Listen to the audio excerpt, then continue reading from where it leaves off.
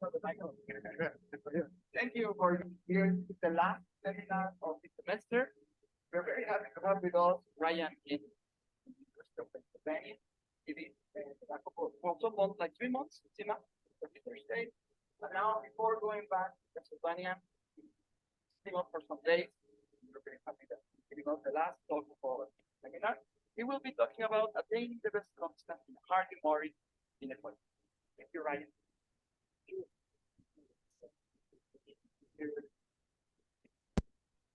Seminar end of the semester, so people are busy. Thank you for coming. I drew a lot of pictures. I hope it's so complicated. This is joint work with Simon Larson from Chalmers University and Erik Lindgren from KTH. And it was started last semester Institute. And as you see in the title, we have a lot of work, but you see Morrey here, Morrey inequality. And this is really where things begin. So I'll start there. Okay, so Morrey was a professor at Berkeley years and years ago. He's known for his work in the calculus variations, but he also derived a certain estimate. Okay, so throughout the day, n will be a natural number. Yeah.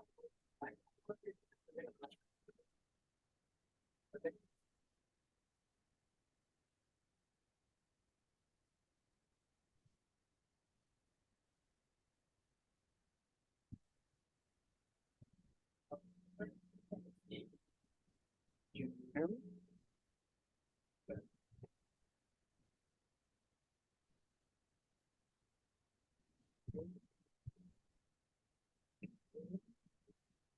Hold on.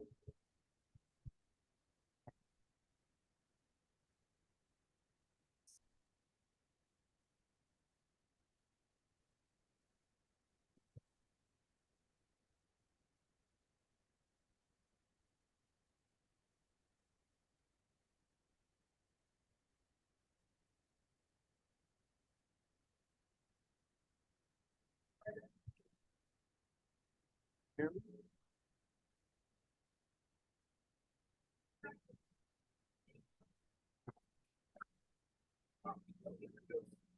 To my mouth?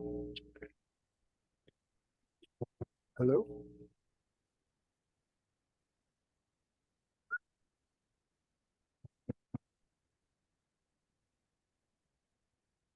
Hello?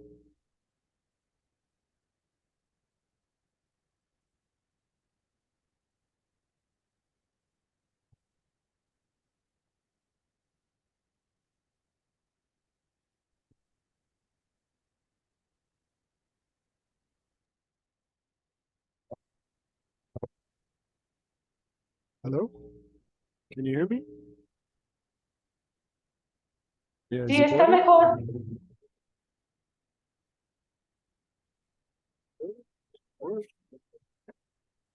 I'll put it very close. Okay. I hope you can hear me. Okay, um, so Morrey derived this. I think of it as a calculus estimate. So U is a function of Rn. Think of n being the number at least 2. And P here is always a number bigger than it. Okay, and so if I take a function, any function, oh, I have my marker here, excuse me. If I take any function and I look at the difference between its values at 2 points, I can control it by this integral, which is over a ball. And then I have the radius of that ball to a certain power. This number here is always between 0 and 1 because of the assumption. And this number we'll see come up again and again. This ball is any ball that includes the 2 points. This is a fundamental inequality. I won't talk about all the applications, just a few that I'm interested in, but it's just kind of a basic. Very easy to derive, and it's one. Harder, it is at least one. And what's also important is this constant only depends on n and p. Nothing else. It's really, in essence, deserves a name. Some people call this Morrey's inequality, but I'm going to save it. Okay, what I can do is I want to actually derive a continuity estimate. So U for now is just any function. I'm going to derive the inequality.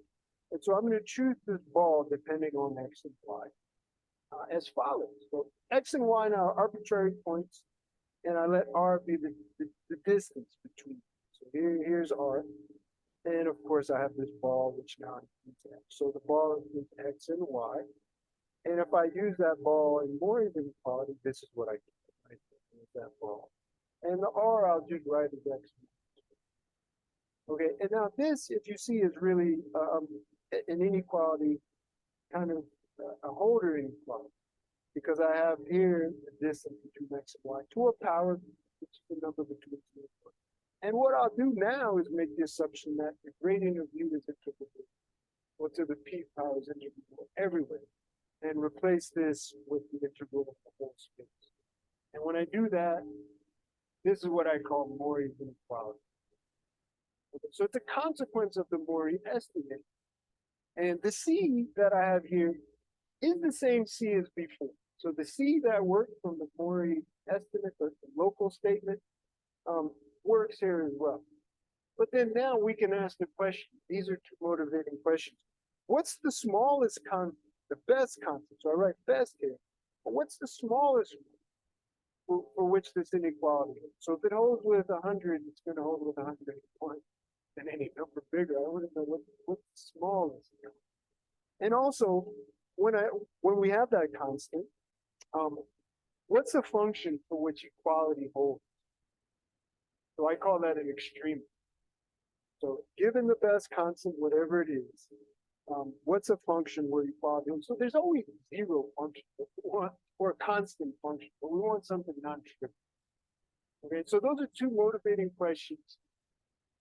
So it's an industry. People study questions like this in functional inequalities, maybe Sobolev inequality, but this is the one that's kind of had my attention for a variety of reasons. Okay, so these are two motivating questions, and with joint work with a former postdoc of mine, so Frank Sufert, we argued the following.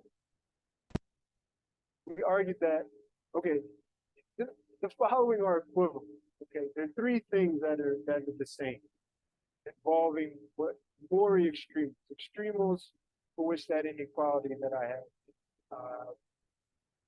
holds.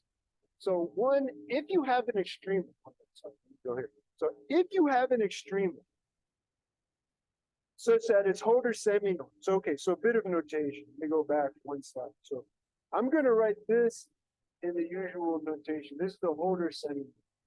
So I can write that for short like this. So if I have an extremal where it's the Hölder semi-norm is maximized at 2 points, well, it necessarily satisfies the PDE of this form. Okay, and this PDE, this operator is the P Laplacian.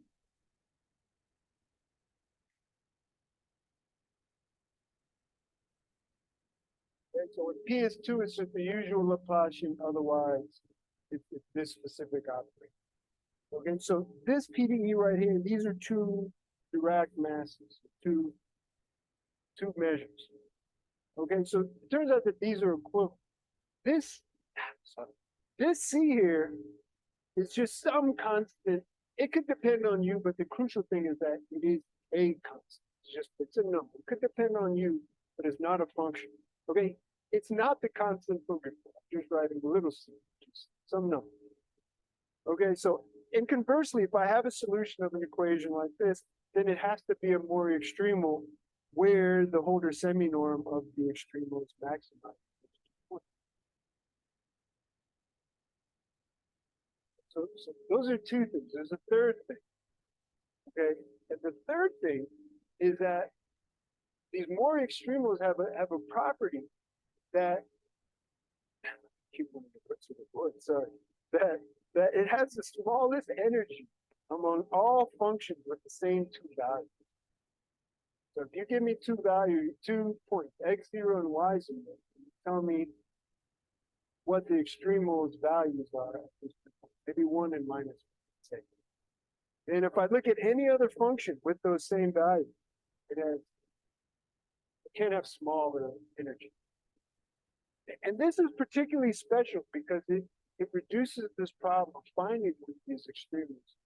So to finding, it's a convex problem because now I can just try to actually just set these values. I don't know, pick 2 points in space and 2 values, 1 and minus 1, 2 points.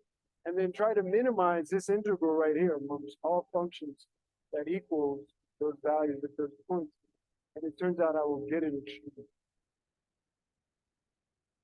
Okay, and using this, so this third property is special because, like I said, this is a convex problem.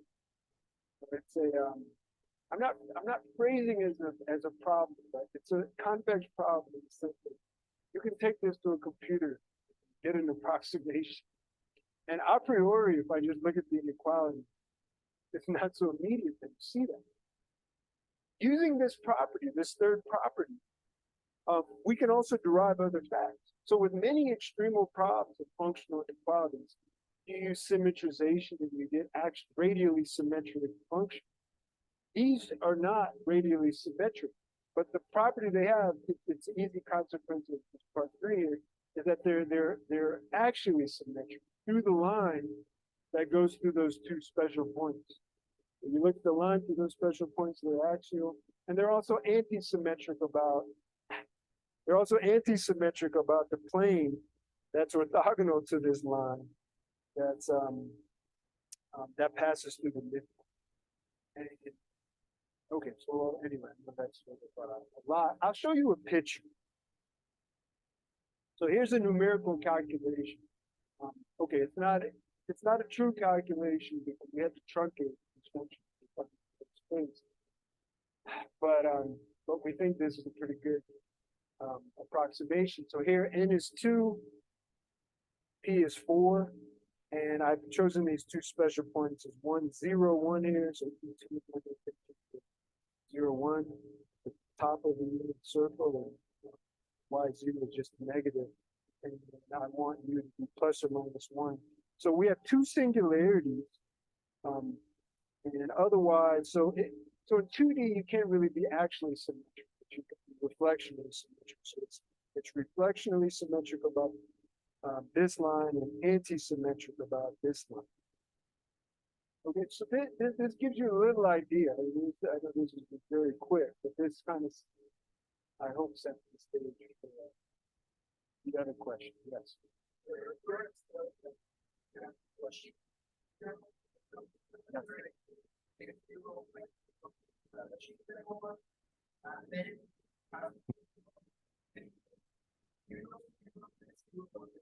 They can be anything because they're invariants with the inequality. So if I take you and I rotate it, say I do a rotation X.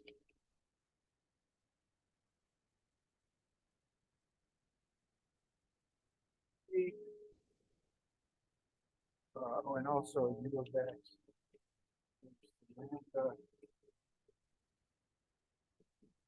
So these 3 invariances here, so this is rotation, translation, and dilation. They preserve both of these semi-norms. And so that means once you find any 2, I can move them any which way I want. And it tells you actually that the space of extremals, so for any point x0 and any values, that u of x0 is A. Any other and u of y0 is say B. As long as these 2 points are distinct, these 2 values are distinct, there's unique extreme. So we know that the dimension of the space is 2n plus 2, but we don't have it explicit. Yeah. So there's a lot of flexibility because of these. Any other questions about the more extreme? Okay, so I know, so this is usually, so like when I was at CMOT, I gave an hour lecture on it. This is brief because I want to talk about another application where we have a domain. I was talking to Victor about earlier. Now, We have the distance. Okay, so let's say you give a domain. And so a domain just means connected and open. Could be anything. A half space, a ball, you name it, anything, as long as it's connected and open, and not the whole space. Because I want to talk about the distance to the boundary. So I need some boundary in. Okay, now I'm going to restrict the detention of functions which vanish outside of the domain. Okay, so they're still defined on the whole space, just to vanish everywhere outside. For instance, a smooth function with compact support in the domain.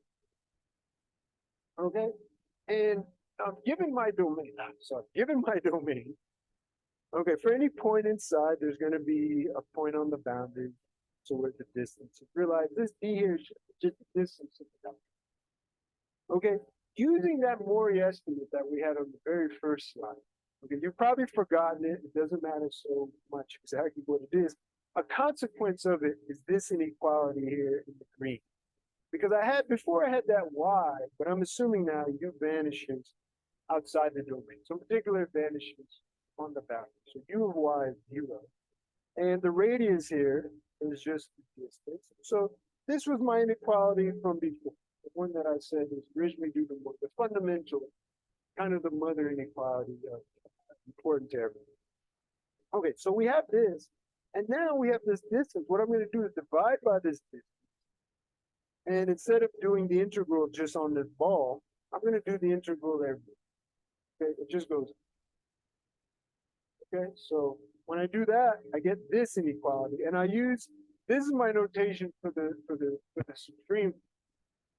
Okay, so just infinity. So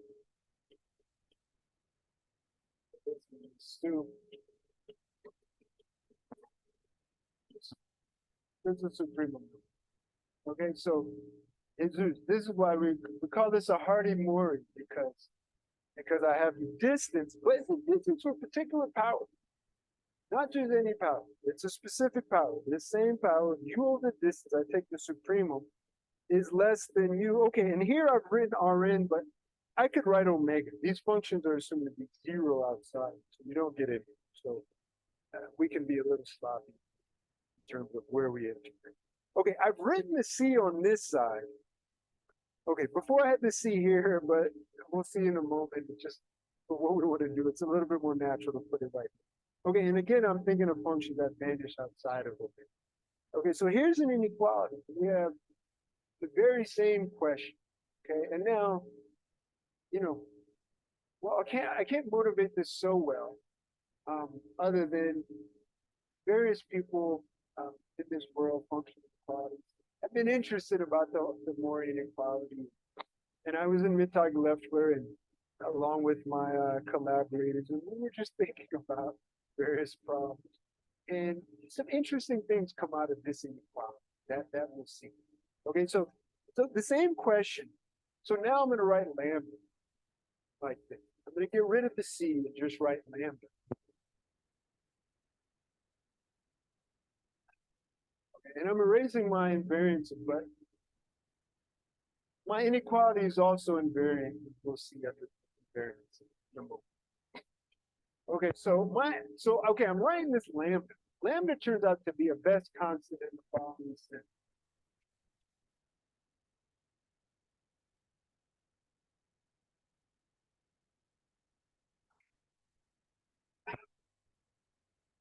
Cut and paste. Okay, so lambda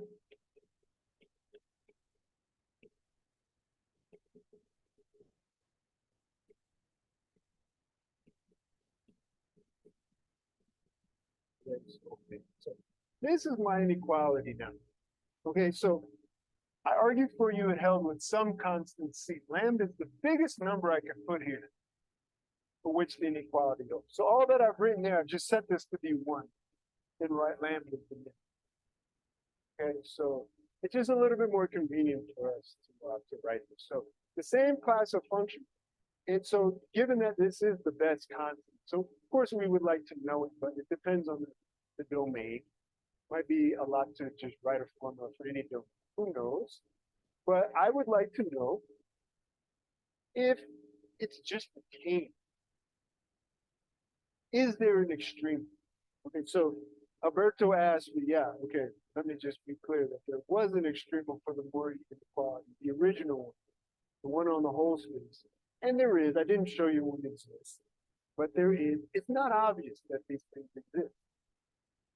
And so I want to investigate this question with you for the rest of the talk and try to convince you that the answer depends on the domain in a few curious ways that aren't so, at least for us, weren't so obvious from the beginning. So this is my question. This is what I'll talk about from now. And this is what I've been working on with Simon and Erik.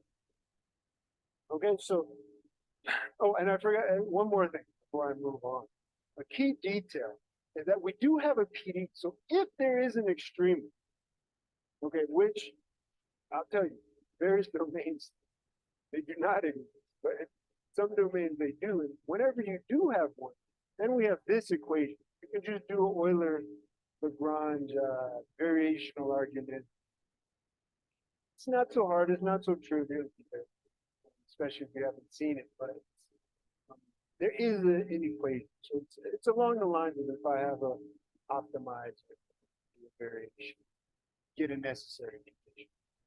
Okay. If you note the format, so I wrote it all out for you. So before I hid the various details, but here I wrote it all out for you. If the U0 happens to be bigger than 0, then it turns out, so then I would have this. So if U0 happen to be bigger than 0, then it turns out to satisfy inequality like this, my function. And based on this alone, I can conclude that U has to be positive everywhere. Just from some technical PDE stuff, maximum principle. There is a maximum principle for the P Laplacian. It's not known in generality as for the usual Laplacian, but in this case, we know U has to identically be 0, which we're assuming it's not, will be everywhere positive. And likewise, if U0 happen to be negative, then you give it's everywhere negative, or so basically what I'm trying to convey to you is extremal functions, if they exist, have a definite sign. Right? Either always positive or always negative. And moreover, if you have a solution here, so if it is an extremal, then that point, that x0, it has to be the point where this ratio, this ratio, this ratio is maximized. It's also the point where U has. So I'm doing this very quickly. These are kind of fairly standard details. Okay, so we have some information provided these functions exist, but we don't know in general if they exist. Okay, so as I mentioned to you, there are various invariances. They all involve either translation, rotation, dilation. It turns out that the constant, this lambda p, will depend on the domain, but not if the domain is moved by similarity. Meaning, if you give me a domain and you translate it, the constant will be the same. If you rotate it, the best constant will be the same. If you dilate the domain, so a ball this big or a ball this big, it's the same constant. Okay, and that's really special to this power. This power, basically, you keep that same family of invariants that I wrote down. So it's not, I'm not going to check it for you. It's not hard to check, but it's an important, really important feature that we're going to come back to. And so my schematic here is just that we have some region, and if we shrink it down and move it and rotate it, the constant here is just the same. So we call this similarity invariance because these transformations are similarity. So the shape doesn't really change, but the location and the orientation might change. Okay, all right. So the first, about halfway. The first real assertion, the first assertion that got us going on this And as I mentioned, draw a Bergen. So there was a meeting in Mittag Lefler last semester. I'm on a sabbatical this year, so I'll spend the entire time. And we just hung out. We hung out, we had lunch, we discussed math at the board, and we were just, I don't know, I think Alberta used to. It's just a big house there in the outskirts of Stockholm, and just hanging out and discussing problems. One day we just happened to be talking. One of my Swedish co-authors just pointed out that this had to be true, just based on some pictures we drew. And it was nice because with the pandemic, done much interaction like this. And so this is something I'll remember here. So anyway, this is the first insight. Okay, that whatever our constant is, the ball has to be the biggest one. Lambda of any ball. You know this. Okay, so in my domain, so I'm always assuming my domain is not in. It's open. And so I just assume, say, the origins in my domain. And I just draw the biggest ball I can. So it's going to have some rating. So this is going to be my ball. Okay, so here's my domain. This ball. What I can do then is choose. Okay, I don't know an optimizer, but I can choose an almost optimizer for the ball. Okay, and so lambda had that definition that I wrote down before, but it's also, and I could write it a few ways. Lambda P is also the imp.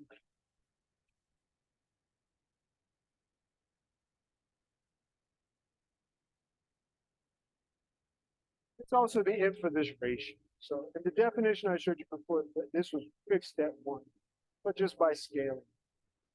Okay, and so I pick an almost extremal, right? I call it U. Okay, so it's almost an extreme. Okay, within epsilon. So you give me epsilon anywhere, and I pick U, which is almost, it almost achieves this extremal value. Okay, and I can also pick a point x0 for which this ratio is max. This turns out to be a little technical fact, but any domain you give actually, just using the Morrey inequality, it's always maximum. You're a little bit worried because this goes to 0. And they both go to 0 when you go to the boundary, but it turns out not to be a problem. So there's always some point on the inside for which for any of these functions that we're considering, but in particular, this one that I've chosen right here. Okay, and so now I have this guy, this U, which is almost, I have this point. And what I'm going to do then is I'm going to rotate this point. I'm just going to rotate it like this. Okay, so here's my x0. So it's somewhere. It's somewhere. And I'm going to rotate it over here so that it's lined up between 0 and the point that this ball touches the dial. Okay, and so call that rotation Q if I want. Then I can just rotate this U by applying it. And what I claim is that this inequality holds right here. Okay, and if that inequality holds, then let's look at the conclusion. If that inequality holds, well, B is just a rotation of U. And as I mentioned, all these norms are invariant with these rotations or dilations. And so that means this guy is the same as the same quantity if I had U there, but U was chosen as an almost. Yeah. So they're almost. I'm just trying to get an inequality, but they're almost. I don't know an extremal exists, but up to epsilon. Up to epsilon. Up to epsilon I can choose. No, it's not. No, because I can choose it. I could also choose this guy where this is fixed at 1. So I could choose it.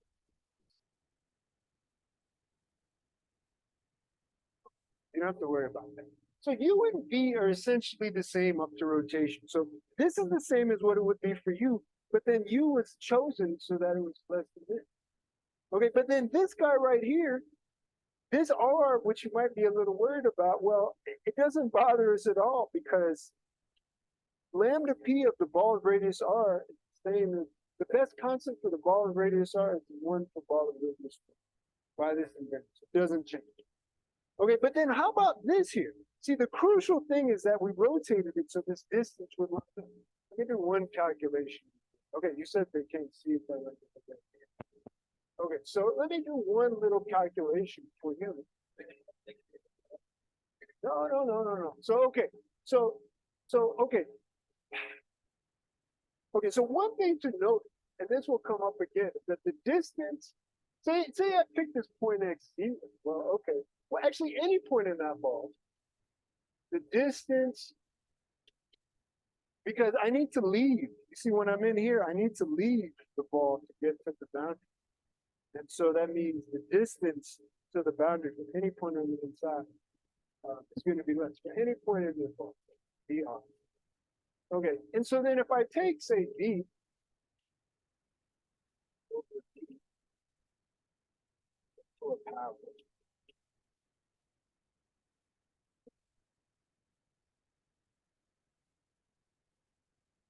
okay, so I always have that.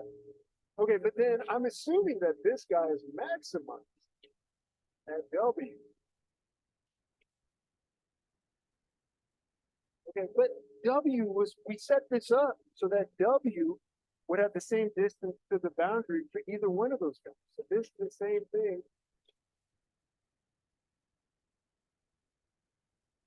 Okay, these guys are equal. And so that means when I maximize d over d omega, it's the same thing as maximizing d over this ball. Okay, I say that because this first inequality here, really what I want to do is I just want to use b as a competitor for lambda p of omega. See, b is defined here, it's 0 outside, so it's a competitor. But then I would have this integral with omega. Okay, but outside of b, I get 0. Okay, and so that means this integral would be the same as what it would be with omega, but this is also equal, precisely because of this calculation.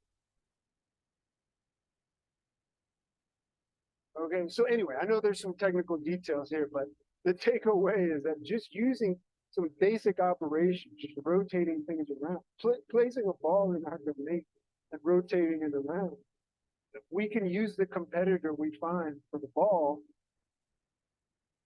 use it as a test function on the whole space and get an inequality.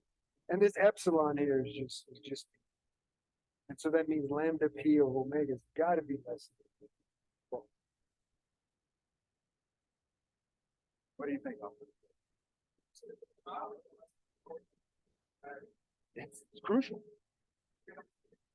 Well, because I haven't showed you, I haven't checked, but if you choose those invariants, so rotation is obvious, but the dilation is important. If you check, you would see each one of them individually.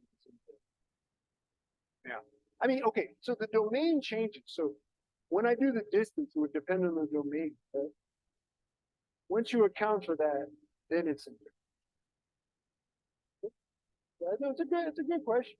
There's a little subtle thing here. They have to explain it to me. Okay, so here's another one that's just the very same. Okay, and so now I'm picking on Jesus because he's telling me about Hardy. There are very special things for Hardy's in the talk, especially on convex domain. I'm not an expert on Hardy. Okay, but this problem will have a similar feature. Okay, now let's say you take a convex domain. Again, any domain, any convex domain. All right, then it has to be whatever the constant is, it's at most or at least is the constant of the half. Okay, and so as I did before, I will pick an almost extremizer. But now for the domain, not for a ball. So I pick an almost extremizer for omega. And I pick again a point x0 such that that ratio is maximum. But now for the domain omega. Okay, and I'll draw a picture just like I did before. Okay, except now I'm going to use the fact that given any convex domain, the point on the boundary, there's always supporting hyperplane, and in particular a half space, which includes the convex domain. So I'll draw it right here. So here's our convex domain, and x0 is the point associated to this special point. I'll pick some point on the boundary, y, and pick some half space. So I've drawn it smooth, and we have to be smooth. And the same calculation that we did before gives me this inequality right here. The same reason. How we chose the ball, and because the distance from x0 to the boundary of omega is the same as the distance to this half space. Same reason. Okay, but then this thing right here, lambda p of this half space, well, it's just lambda p of the half of the a convenient half space because of these invariants. Whatever half space you give me, you can just rotate it and just move it down so that it's just the upper half space. Okay, and then U was chosen to be almost an extra line. So I've got lambda p of this half space. So that gives me a lower bound, just automatic, just using convex. Believe it? Okay. Okay, but more is true. You actually get equality, and if omega is not a half space, no extreme. Which I believe is similar to I heard some talk. Okay, so if you get a ball like this one, a rectangle, one side of a paraboloid, anything that's convex, no extreme. Okay, so first I'm going to argue. So I already argued this direction. I'm going to argue the other direction, and then we're going to use that to make this. Okay, so this is the busiest slide over here. I apologize. Okay, so what I do now in my, okay, I've erased, oh no, here's my lambda p right here. So in this definition, I'm thinking of functions that just zero outside the limit, but I can take a test. It's a little technical thing. So I want to choose an almost extremizer, but I can choose one that has compact. It's a technical thing, but it's true. Okay, and so it's an almost extremizer, and I can scale it so that this denominator here is just one. Well, doesn't matter so much. Now I can pick a ball in the upper half space so that the supportive views included. If I want, I can pick balls that fully the whole upper half space. I have a little wiggle, so it's a little technical detail, but not so hard. Okay, and as I mentioned actually a few slides ago, because anytime I'm inside this ball, whenever I find the closest point, so the closest point to the upper half space is just a straight line down. But I need to exit the ball. And so that means what this distance is that I exit, it's going to be bigger than that distance. So I always have this. Okay, and so that means just because of this identity right here, this equality, I'll have bigger or equal to just based on. Okay, but then now I look at this inequality. So U here vanishes outside of B. Okay, so I can replace this Rn plus with just B because it's supported there. And then now okay, I've erased my inequality, but my inequality with lambda, it's just this one right here. So the epsilon stays, and this is bigger than lambda P of B, whatever this ball is, times this U over the distance to B to the power. And whatever this is bigger or equal to 1. And for any ball that you give me, the best constant is the same as the unit ball. And so that tells me that lambda P of Rn is at least bigger. Just using a test function. Appropriate test function.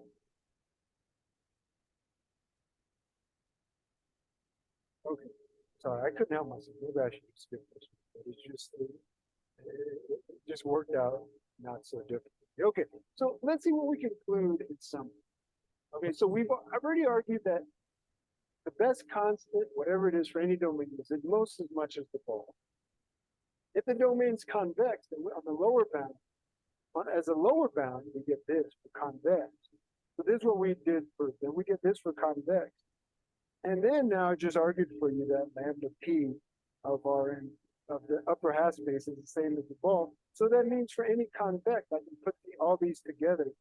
For any convex shape, I get lambda P of the ball, which is the same as lambda P of that.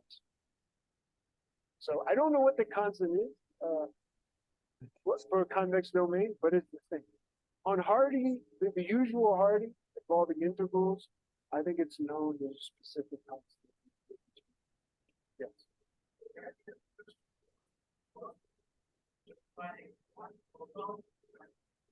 No, we can do that later.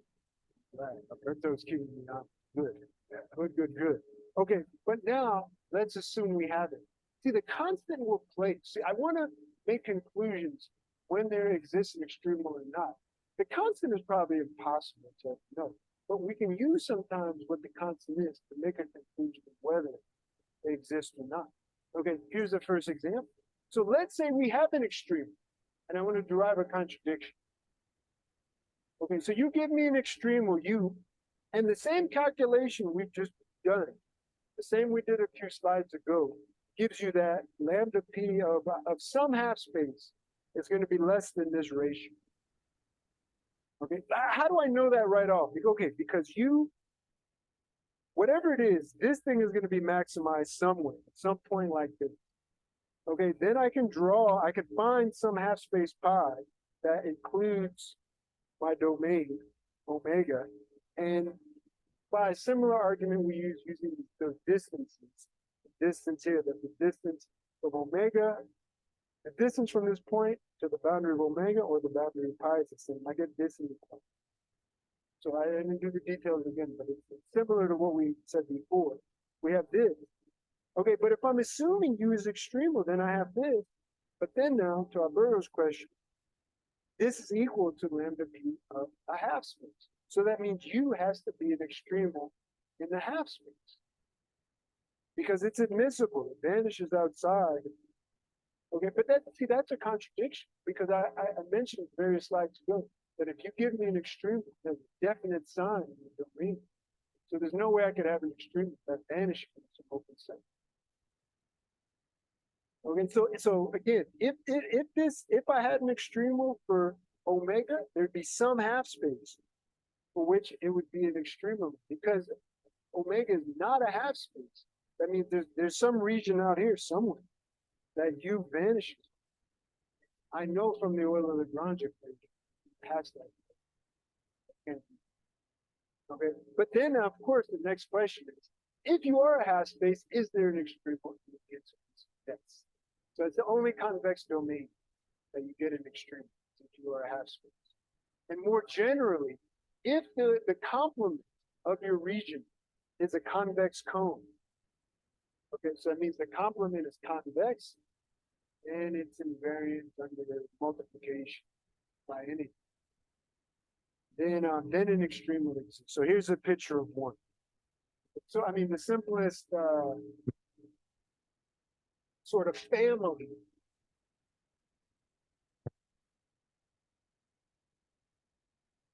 So you give me here some angle where theta is bigger than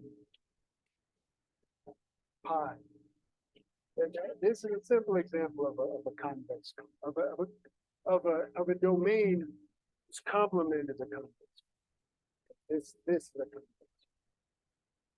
So this guy has an extremal, but if I lift this up like this, it does not have an extremal. And even if you let this wind all the way around, you just take this little sliver. I think show it. So it's curious. Okay, so I would love to give you the general proof. I just want to give you the proof in the half space. Okay. Okay, so just in the case of the half space. So what I do is I choose a minimizing C. And if I want, I can choose the UKs to have it. Doesn't matter. And I choose XK to maximize the ratio. On the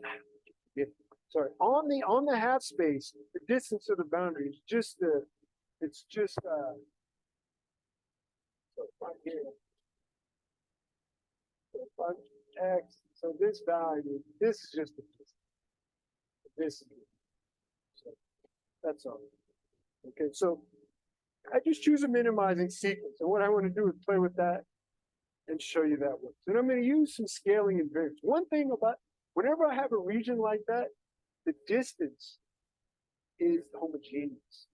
That's crucial. In a more general argument, it's a homogeneous function. One homogeneous.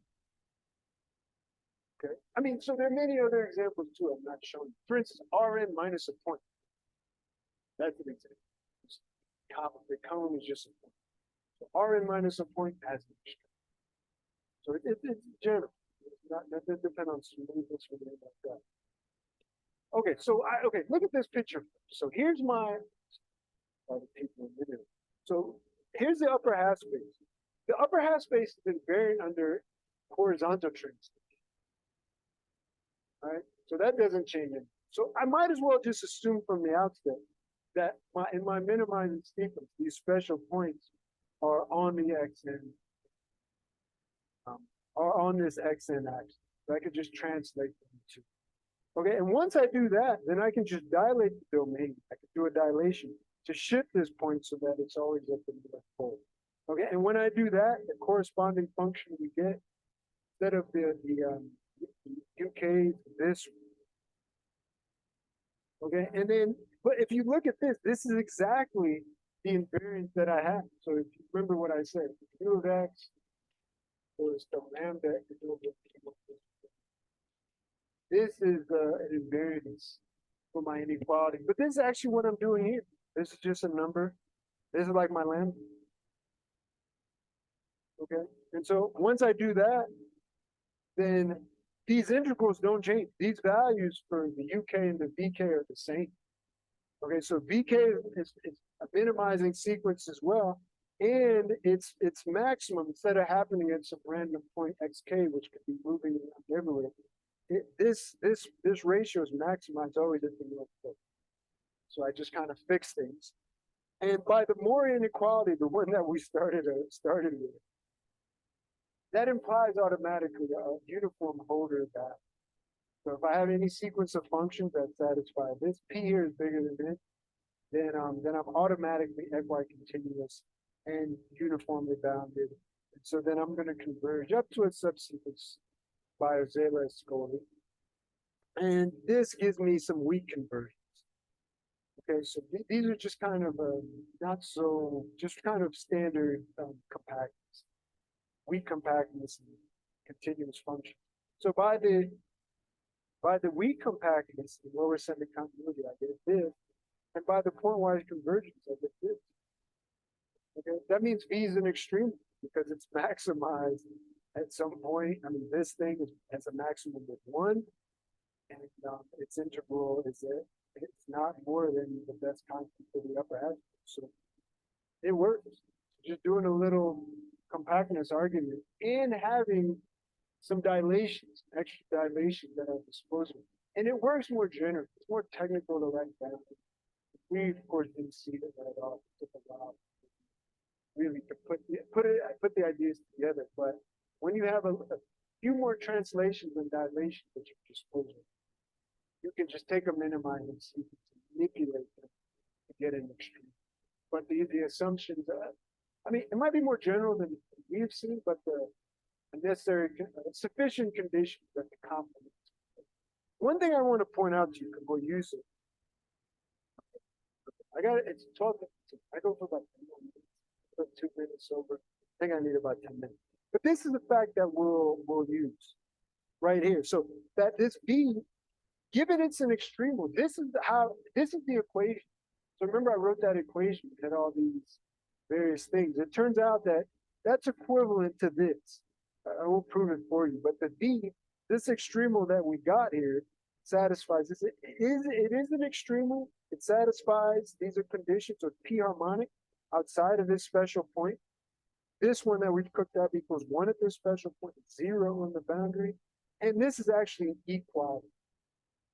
Okay, so I'm going to use this. It's a convenient way to write down the equation rather than with the Dirac. We had this Dirac measure before. Forget the Dirac now. This is just, some people call this a potential. It's 1 somewhere, 0 on the boundary, satisfies the equation everywhere. Just like you have electrostatics. Potential. Yes, yeah, so I didn't say that, but it turned, so when P is bigger than N, P is bigger than N, and you have a P harmonic function. Okay, so actually, I'm using a little bit more. This one I could reflect on the lower half space and still get a solution. Whenever I have a P harmonic function, P is bigger than N, P harmonic function outside of some fixed set. it's the two things are equivalent. U is bounded, or this is fine. These two things are equivalent. Actually. But that's special for P is bigger than. So yes, they're bounded. This function, the profile of it looks like this. Looks like that. This would be. Good question. Okay, so the last thing I want to try to tell you about, try to give you an idea, is that see when the complement is convex, there's kind of a little bit of negative curvature. Okay, it's not smooth. It's probably not smooth. But it turns out if I have a bounded domain, that's smooth. Let's say smooth bounded domain with negative mean curvature somewhere, then it turns out that's enough. That's enough. So a ball doesn't have an extreme, but if I take away a ball on the inside, that's enough. So I drew a little blue dot here. Oops. I drew a little blue dot here because these are points of negative curvature. So any domain like this will happen. Okay, so this is good. We're happy. This is actually work in progress. We think industry have written details, but it shows you how complicated the question is. I'm trying to say exactly, you give a domain, can you say it has an extreme? Okay, so there are two parts to this. The first part is a strict inequality. So if I have a domain omega, and let's say 0 is the boundary. Okay, and if it's smooth, then the boundary is gonna be given by some graph locally. So let's say some neighborhood of 0 on some graph. And let's say that the f is it's close to being a quadratic. So it's 0, it's greater than 0, and it's Hessian, and negative traits. But that's equivalent to having some negative. Okay, then it turns out that in fact that the inequality that I said before is strict. So not just less than or equal to, but strict. So a little bit of negative curvature makes it strict. Okay, and so how would we do this? Well, we would blow up. We'd scale our domain by tau, rescale our function appropriately.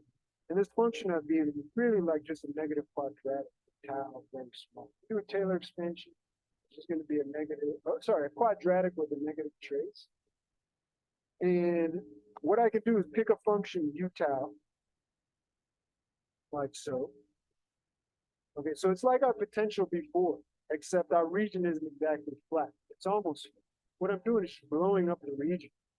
I'm just zooming in very close to the region around this 0, which I'm just assuming is the boundary.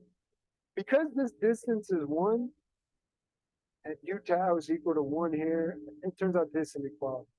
So I've erased my inequality, but just from this, just from this, it turns out that this inequality is true. So what I want to do is show that when tau is small, then this is bounded from above by lambda p of the half space or the plane.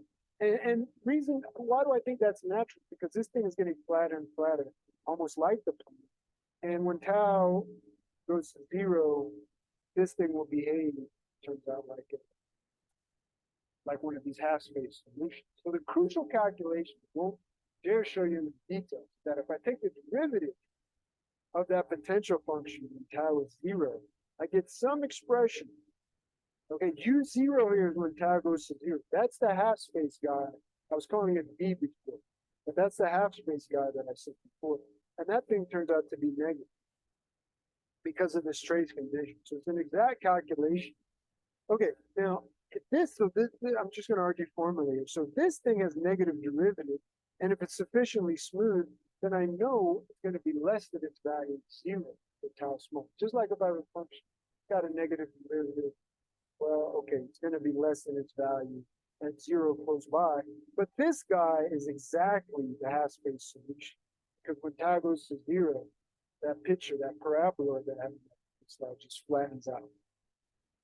Okay, so even if you don't remember any of this, just know that when I have negative mean curvature somewhere, I get a strict inequality. because now I'm going to try to sketch out for you here in the last 4 minutes just how we would, just to give you an idea. I'm just going to do the annuals, okay, because it's just simple. You can do it more generally, but I've already given you a lot to think about. So let's say we have the annuals. Okay, I take a minimizing sequence before. Okay, so I have a minimizing sequence and I want to manipulate it. So what do? Well, these special points xk, okay, first, if they converge somewhere in my domain, then I'm done. Okay, so I have these points, and without loss of generality, they converge, because my region's bound. Okay, my UK converges uniformly, and its gradients converge weakly. So if I happen to stay in my domain, then I'm done. It's the same argument as I showed you before. It's the same thing. But the question then is, what if it doesn't stay? Okay, so if it doesn't stay in the domain, so here's where I'm simplifying. So let's just assume now they're just all on the one conversion of the bound. Okay. Because of symmetry, I could without loss of generality. So let's say I'm converging to this inner sphere. Why not? Okay, well, what I'll do then is trade in my function. So I want to get a contradiction. When you use the inequality, the strict inequality, I said get a contradiction. Because the other case was good. I just want to show this case can't happen. Okay, so I'm assuming that I'm converging straight down here, and I define a sequence of other functions, bk. So I start with my uk, but I'm going to trade those in for another sequence, which is a little bit better. Why is this a little bit better? Because bk satisfies this PDE. It turns out that the bk will have smaller energy than the UK. And so it turns out, as I've written, it turns out that bk has smaller energy than the UK. So it's still a minimizing sequence in some sense, okay?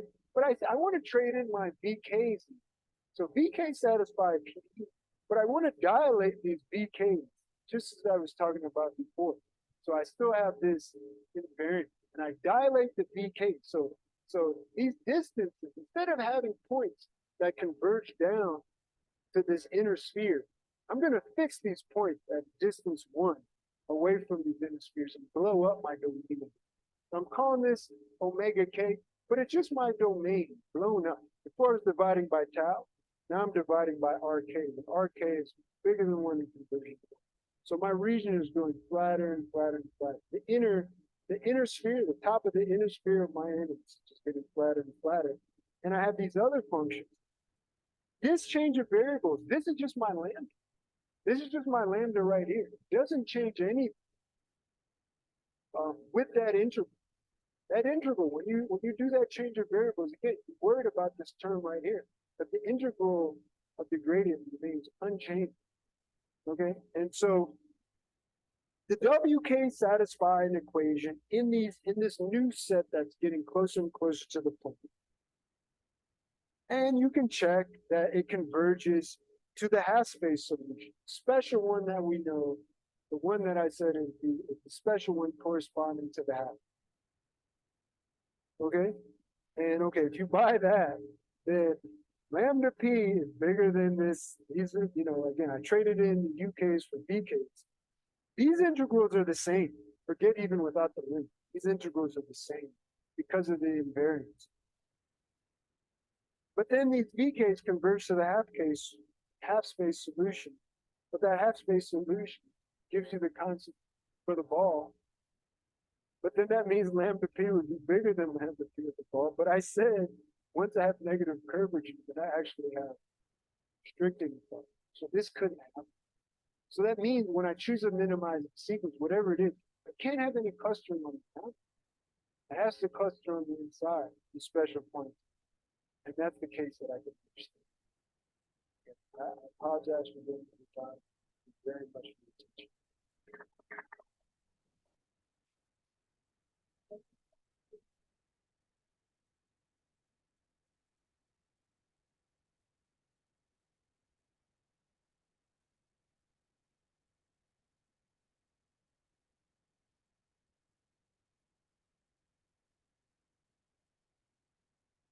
Good question. I'm guessing I'm guessing at least 17 to define the mean curvature. I mean, we haven't thought so much about the maximum. Do you have an idea? Is there something we can do?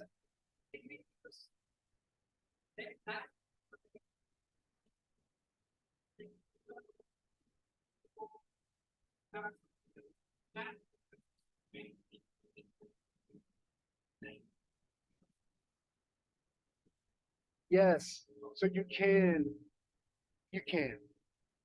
We have net. So we first started studying this in 2D. For instance, you can understand these constants pretty well for these domains. They increase, they're continuous with this angle. And if you have blow-ups that look like this instead of a plane, like we just do the blow up for the, we did this blow up for the inner circle of the annulus and it's just flat. But if you have blow-ups that look like this, and you know a priori that your constant has to be less than, you can make a similar, but you need to know probably a bit more.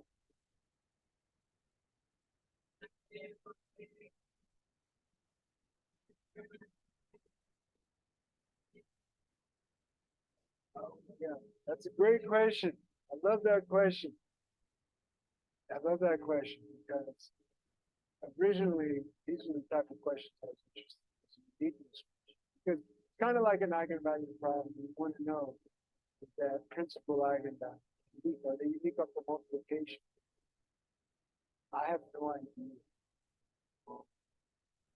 Outside of the half space, I think that even that, yeah. Well, okay. The thing is, you have invariance. You have invariance. So up to those invariants, can you say probably on the half space? But outside of that, yeah, I don't know. And that I would use what I did with this postdoc of my previous work. Just on a domain, I don't. That's a fantastic question. Of course, existence, as you see, is already hard. The uniqueness, you, yeah, that would be. I'd be happy to see. Great question. Thank you. Any other question from the people in the audience or in Zoom? I thought you had a question. I have a question. So one thing that usually people do when studying inequality, solid spaces or things like this is also to consider symmetries. So domains where solutions or functions are also symmetric. For example, in your case, in the annulus, your extremizer was not written symmetric, although the domain was written. Well, it was. So if you restrict to radial symmetric functions, do you think you can achieve also lines? No. Have you thought something in this direction? That's it.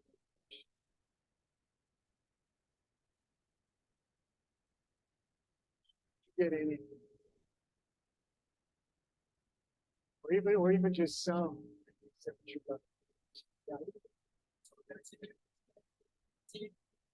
Yeah. You're not sure.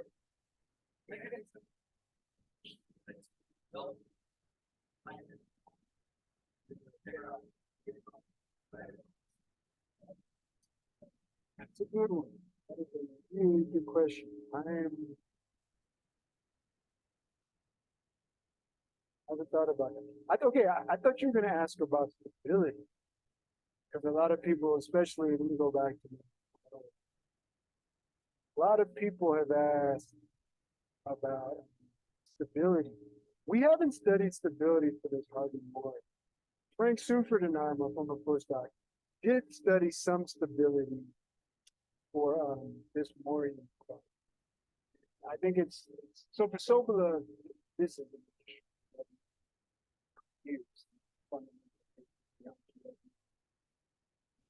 various deep ideas. Some using up transport, various tricks.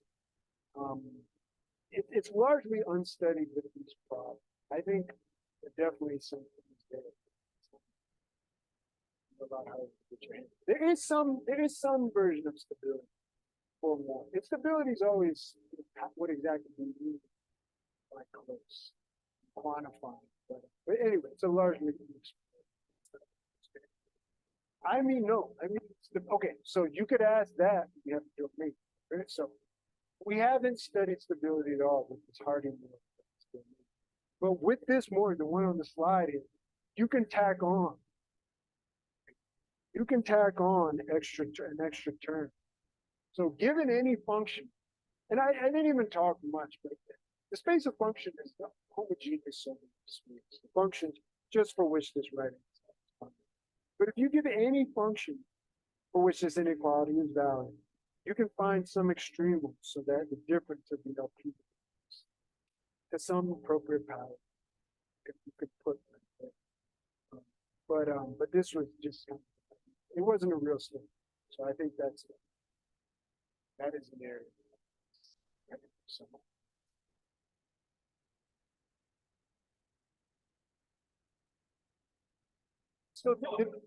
yeah, so I mean, even yeah, it's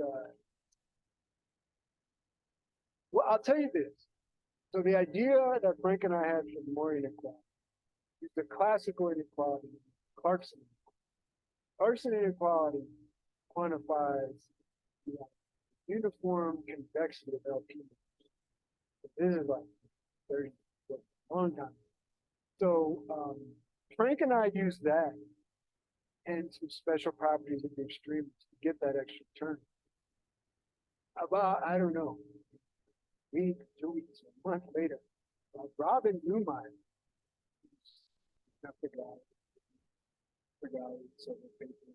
she wrote a nice paper showing how to use that idea to get a new stability for birth and so on. So yeah, I think so. The difference with optimal transport is when you have sober, there's always a natural candidate for measure. The LP, if I take the function to the P star norm, integrate against the Lebesgue measure, that's always a natural candidate to use a Renier theorem, push something against something. And here, there's no integral on the left-hand side. There's no natural thing to associate with the measure. So I don't know. So optimal transport we haven't used any of that here. Also, symmetrization is a big trick in functional inequality. These functions do have some symmetry. They're actually symmetric, at least these Morrey extremals. That also, is there a natural transformation? How to use it? Along the lines of Clemente or Hölder. Also, we did everything just kind of by nothing really sophisticated.